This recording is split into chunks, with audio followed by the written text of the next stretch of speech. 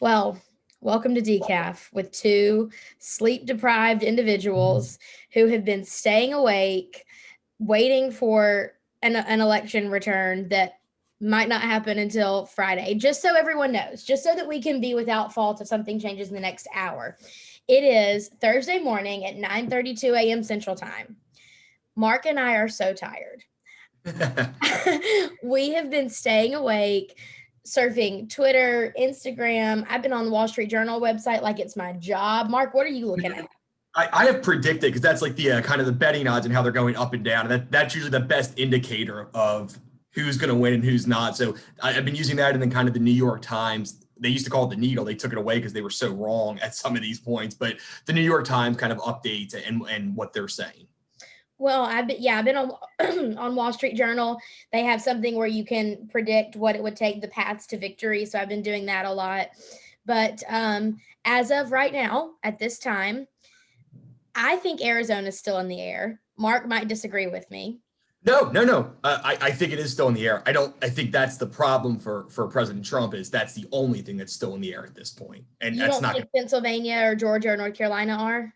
I mean, Georgia and North Carolina are too, but I'm saying there's no way for him to get there without Pennsylvania, and Pennsylvania looks really bad right now. So I think that I do agree. I think Georgia's going to be basically a coin flip. North Carolina, Trump should take. I don't think he's going to get enough votes. There's not enough votes out there, I don't think, in Pennsylvania for him to win that. So I think he could win Arizona and then still lose a very close electoral college defeat. I am not admitting defeat until I mean, obviously you can tell I'm a Republican by me saying that, but I'm not admitting that it's over until it is like over. And Mark thinks I'm insane for that. Yeah, I mean, look, it's not. I mean, it's never officially over. I think that when we look at the percentages, we're looking. Trump has about maybe 10 to 13% chance of winning, which is actually kind of what it, funnily enough, like started at. He actually had a little better chance going in betting wise, but it's unlikely that he's going to win at this point. And the stock markets have gone up today, mostly because they think there's going to be a result. They don't think there's certainty. There's certainty there. It was a very interesting election there, because looking at betting lines, Trump started out as a decent size underdog. When you talk about betting, he was better in the betting odds than he was in the polls. But then at I guess it was about 9 o'clock, 9:30 on Tuesday night, he was a substantial favorite. They thought Trump was going to win. He was like a 4-1 favorite. And then by about midnight, it went back to about even. And then by the time it was about 3 a.m., which is about when I went to bed Tuesday night, Biden was back to a favorite. You woke up Tuesday morning, then Biden was a substantial favorite. And it really hasn't budged a lot from yesterday morning, where Biden's kind of stayed in that kind of 80 to 85% chance of winning the election. I mean, I love that Mark's in the betting odds, because you blowing up my phone Tuesday night, Mark is like keeping me, because I'm watching Fox News and I'm spiraling and I'm convincing myself of all these different outcomes. And then Mark starts blowing me up like betting odds, check your predicted betting odds, like all these different things.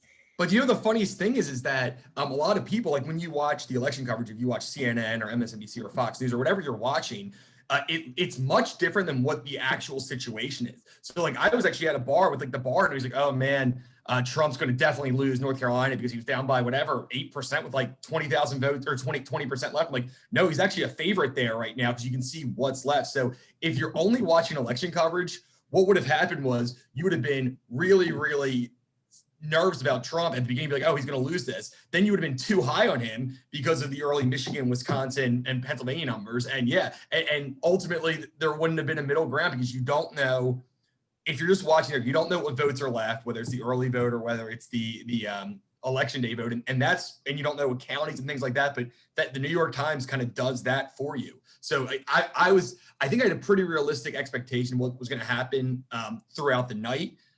I guess so. We should say before I predicted Biden would win and the Republicans would win the Senate. You predicted Trump would win. You didn't really talk about the Senate much. I said we would win Senate, but there was no way we would get House. Yes. So we were both off. I thought it was going to be. I actually did my electoral map, and I might be exactly right, except for Nebraska too. But I've never been more right and more wrong at the same time. So I'm very surprised at how things went. Yeah, I know. I think we're all shocked. At how things went. I'm currently, if we want to switch gears a little bit, since you brought up Congress, I'm shocked about what's happening in the Senate right now, especially in Georgia. Yeah, so what it looks like now is that we're not going to know who controls the Senate until January. I know. It's going to be a 50-48 Republican win. They picked up really huge races in Maine and North Carolina. Those were kind of they were decent. They were huge underdogs in North Carolina, and Tom Tillis won that seat. And in Maine, Susan Collins had closed in the last couple of weeks, but she was an underdog for sure going in, and she won handily. And then you see things were like Lindsey Graham won by double digits when he was a slight favorite. And so because of Georgia's system, if you don't hit 50%, you have to go to a runoff. And the Libertarian there took about, I think, 2.5% in the Purdue race. And that's going to be the reason they have to go to the runoff, OSOF. And then the other race was kind of like a weird special election primary where they had two Republicans, two Democrats, two Republicans. That's right. And the top two advanced. So that will not be done until January. So you can imagine if you live in Georgia, there's going to be so much money poured into that place. I mean, you're not going to be able to watch TV. I remember when I lived in Alabama during the Roy Moore, Doug Jones election, I would not even turn on the TV because all it was one commercial after the next. It was so annoying. So in Georgia, they, get some online TV so you don't have to watch these commercials because that's going to drive you up a wall. And they've already had it, right? I mean, they were. So they've already had it for the last 8 months, and now on top of that, it's just it's gonna be interesting. It's worth noting the Republicans are going to be favored to retake the Senate, probably at a pretty high clip, probably about 85% chance. It's going to be hard, I think, especially without the presidential election there to bring. I mean, it's going to be tough, and it's about 85% for the Republicans to hold the Senate. The will be Democrat, but the Republicans surprisingly picked up seats there, it looks like. Yes, I was shocked. And one of the things that I was pleasantly surprised about is there were a lot of Republican women unseating Democrat men. And, as a conservative woman, I feel like a lot of times there aren't many of us that are represented in elected office. And so I loved seeing conservative women come in and pick up some of those seats. That was pretty great. Yeah, well, I'm actually in South Florida right now. I'm kind of on vacation for the thing. And one of the biggest things that came out of this election was what happened in Miami-Dade County, which is it's a majority Hispanic county. And 2 seats were flipped to Republicans there. And Trump outdid himself like 12 points from last time and almost won the county. So there was a lot of interesting things that happened here. And really the only reason Trump won Florida was because of Miami-Dade County. And he did, I think I read Trump did better with the minority vote than I think any Republican since 1960. What? I did not know that. That's amazing. That he did. Yeah. And I don't know if it was total votes or percentage, but it was he increased his share of that. And it seems like based on what I'm seeing so far, he lost his share among kind of suburbanites, especially suburban women, and I think other people, at least in Florida, where I think that some people who were concerned about coronavirus and don't feel that he's handled it well decided to maybe vote for Biden. See, this is why I love doing election coverage with Mark, because you dive in so deep on every little fact of what's going on, and you always know all the little intricacies. Do you have any more knowledge bombs to drop on us before we start talking about the election generally? Well, to me, first of all, I love it. Feels like a sporting match, but it's also an election. So it doesn't really matter who you want to win. And that's why I think that there's some people in our universe who are, I think they may have wanted Trump to win. So they tried to convince himself that he was definitely going to win. But the one thing I said the whole time that a lot of people didn't quite listen to me on is that if the polls might be wrong, the polls were wrong. And we'll talk about that later. Yeah. But if they were even more wrong than they were last time, Biden can still win. And that's exactly what happened. So I feel like when people kept saying, oh, but 2016, it's like, well, if they were as wrong as they were in 2016, Biden still wins. And that's what a lot of people didn't quite understand. But ultimately, if you're looking at it from an outside perspective, it was a great night for Republicans. It's hard to, no matter what happens in the presidential election, which again, it does seem like we're going to have a president-elect Biden. Right. But no matter what your expectations were, it was a really good night for Republicans. They kept every state house. They held on the Senate when people didn't think. Even Fox News, when the polls closed, they said, okay, our projections, the Democrats are going to keep the House and expand it by at least 5 seats. Right now, the Republicans have expanded it by 4 seats. So that was their call which is basically, so I mean, it has been a big surprise. And I know a lot of people on both sides. I mean, I have a lot of friends that are liberals, a lot of friends that are conservatives are mad. because they're saying, oh, well, Trump's out. But people on the left are like, well, we can't pass anything. It looks like we're going to have a senator. We're going to have a majority leader, McConnell. We didn't do anything in the House. We actually lost seats. And now we're maybe more at risk in 2 years. And none of the state legislators flipped to us. So if there's redistricting, it's all going to be almost all Republican controlled. So it was a mixed bag, I think, for either party. But I think both people have reason to be disappointed and excited. Yeah. And we're more idealistic than saying like we're Republicans, we're Democrats. We can say whatever we want, but we're very idealistic. And I think that one thing that I thought was really awesome is that because Republicans did pick up seats and didn't lose where we thought we would, this wasn't a referendum on on conservative policies at all. This wasn't some type of referendum vote where people widespread rejected conservative policies. They rejected certain candidates over others. I think a lot of it is a personality issue or a situational handling issue. But I think that overall, people aren't rejecting the policies that conservatives or libertarians hold and promote when they're in office.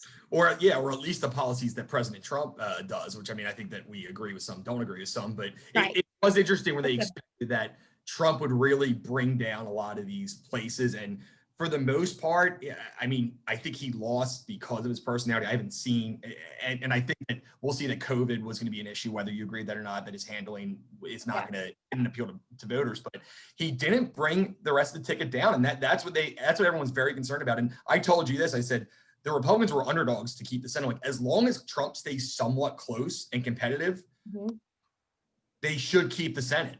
And those Senate candidates, interestingly enough, ran ahead of Trump, which they didn't actually expect. So even in Michigan, John James is going to end up losing a very close race, but he ran ahead by 1.5 or 2 points. Susan Collins ran ahead of him by 17 in Maine. Yes. So I think that the Republicans also fielded very good Senate candidates. And so, I mean, the Democrats did too. If you look at what happened in Arizona, Mark Kelly was a really strong candidate there. Even some of the ones they lost in Montana. I mean, Steve Bullock was as strong as one they can get. I mean, they just couldn't win it.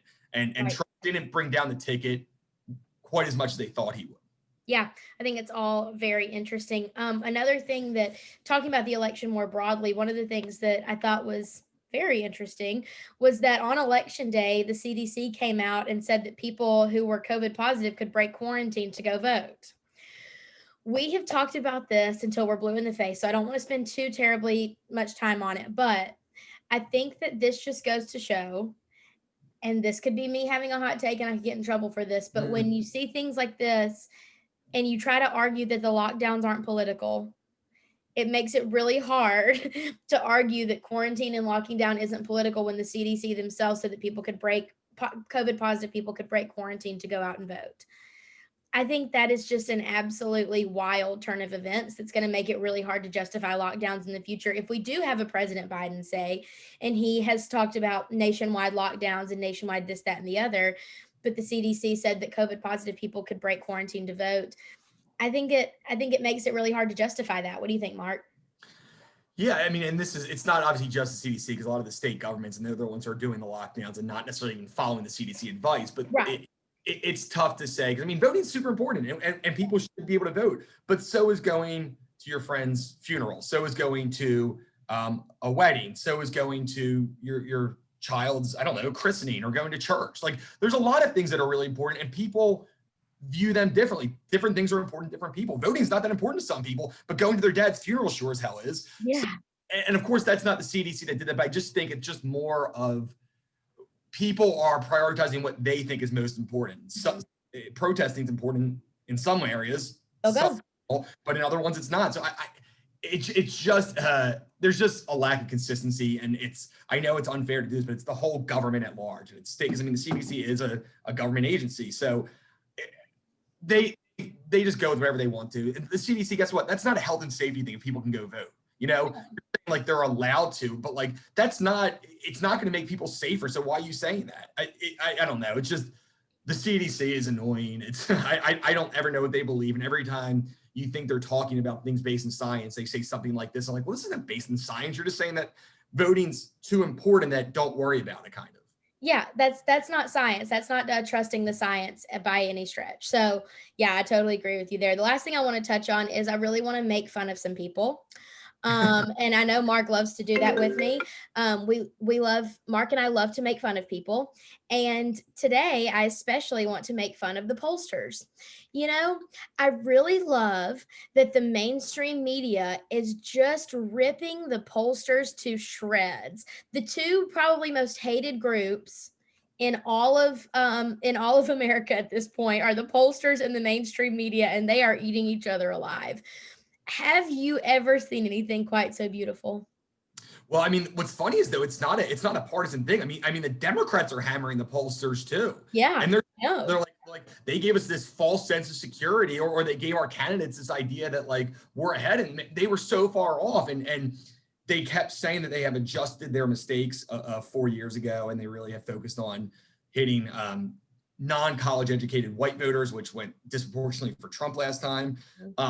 If you look at it again, we'll have to see what the final vote ends up being, like the popular vote, because I'm not sure they're going to go off quite as much there as they were in a couple of specific states, but the Senate that's been the most shocking thing. Mitch McConnell won by 21 points. They had him down like 2 months ago. And even going into it's like he's a 7-8 point favorite. He won by 21. I mean, that's insane. Tommy Tuberville, they're saying 8-9 point favorite, won by 21. Lindsey Graham, literally a coin flip, wins by 11. So, I mean, these are double-digit differences. And there's an ABC Washington Post poll that had Trump losing by 17 in Wisconsin. He'll lose by about 1.5, maybe 2 points.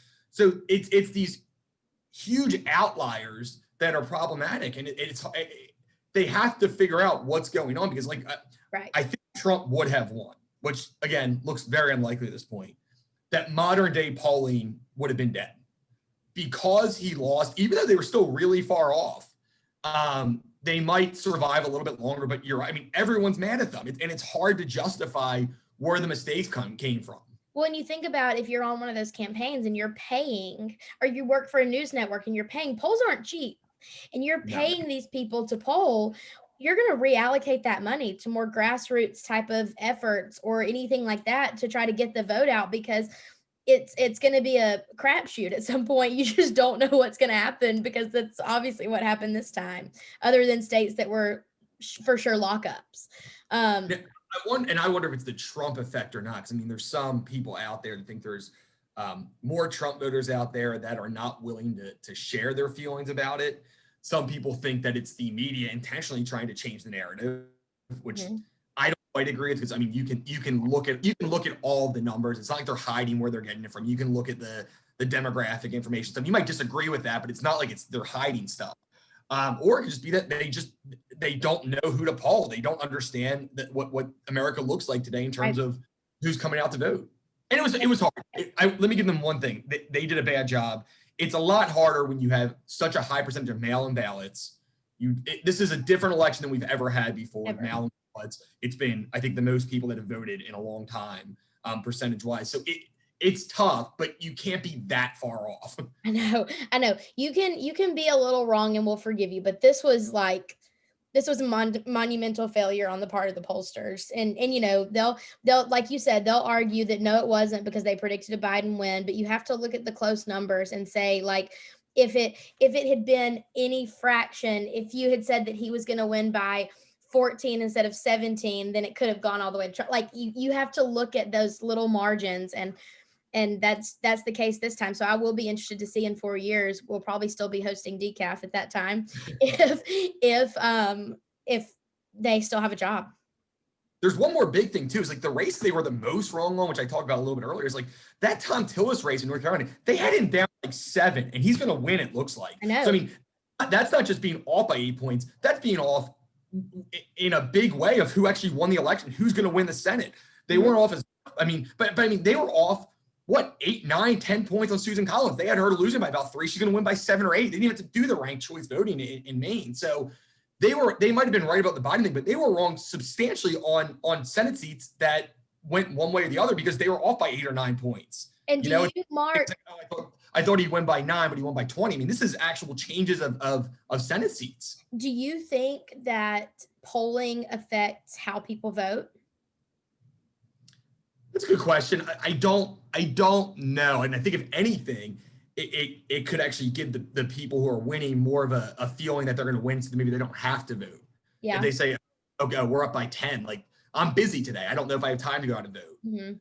It's I think that true. it might be the opposite of what they think. That's an opinion. I don't have any numbers to back that up, but Yeah, that's that's just an opinion question because yeah. I've heard a lot of pundits speculating that if people hear, well, Trump's way behind, then his base is like, well, we've already lost, we might not as well go in, or the same in a Senate seat. So, but you said just the opposite just now, so it's very It could be interesting. either though. It could be either. They both Either. make sense, right? Especially if you're showing it as a blowout. It's like, what's the point? My candidate's good. I don't need to waste my time on it, or my candidate's bad, and I mean, I'm not going to win. So I'd rather stay home if I'm busy.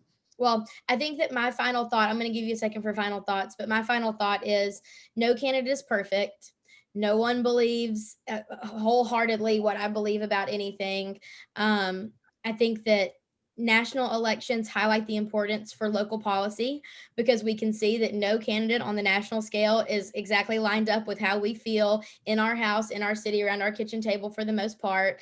And so, no matter what happens, I think that I'm not going to lose sleep over it because I feel very confident and very sure in Tennessee's future and how state and local politics are going to keep our money safe, keep us safe.